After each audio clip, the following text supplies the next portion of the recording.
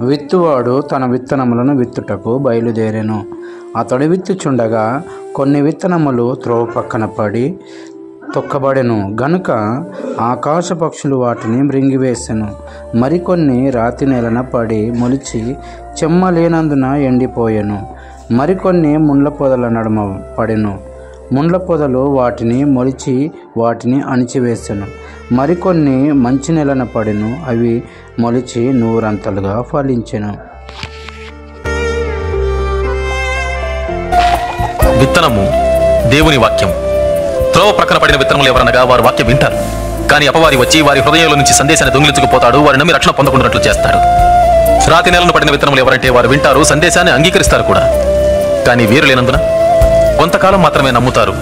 ముళ్ల పొదలలో పడిన విత్తనాలు ఎవరనగా వారు వింటారు, కానీ ఈ జీవన సంబంధమైన విచారముల చేతను ధనభోగముల చేతను అణచివేయబడి తద్వారా ఫలింపని వారు. మంచి నేలను పడిన విత్తనాలు ఎవరనగా యోగ్యమైన మంచి మనసుతో వాక్యము విని హృదయములో భద్రపరచి దానిని అవలంబించి ఓపికతో ఫలించువారు.